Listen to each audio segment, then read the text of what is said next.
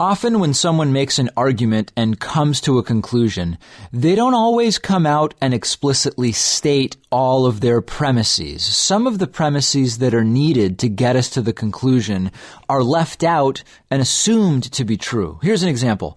Premise: Barack Obama served 2 terms as president. Conclusion: at the end of Obama's second term, he was not eligible for re-election in 2016. But to get from that premise to this conclusion, we actually need another premise, which is that the law prohibits presidents from serving more than 2 terms. Because this premise wasn't explicitly presented in the argument, this is what we would call a suppressed premise or an implicit premise. And sometimes having suppressed premises is okay, and it's more common than you might think. It's fine to leave a premise suppressed if it fits both of the following 2 criteria. If the premise is universally accepted, and if it's knowledge that the person or people you're speaking to already have. In my argument about Barack Obama, it would be okay to leave out the premise about presidents being bound legally to 2 terms if the person who I'm speaking to already knows that this premise is true. But here's another argument. Premise: we want fewer people to die from drug addiction.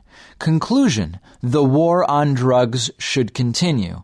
The suppressed or implicit premise here is that the war on drugs reduces deaths caused by drug addiction. Whether or not this premise is true, it's controversial, and it cannot be assumed that this premise is obvious to the person listening to the argument. And that's why it's important for us to recognize when premises may be implicit in an argument when the argument is presented. If a controversial or questionable premise is being implied, the person making the argument may have a responsibility to justify that claim as well. Implicit premises can create fallacies just as easily as stated premises.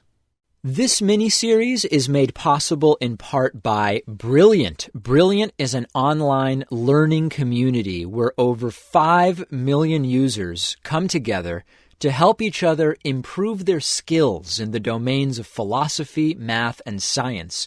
You can interact with curious people. You can solve hands-on, real-world problems developed by educators and experts from all over the globe.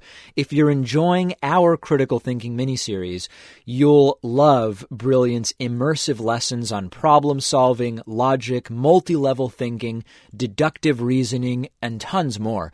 You can actually build a connection with the subjects you're learning by interacting with other learners. Sign up for free by going to brilliant.org/critical thinking. I've put a link in the description under this video, and the first 200 people who visit brilliant.org/critical thinking will get 20% off an annual premium membership.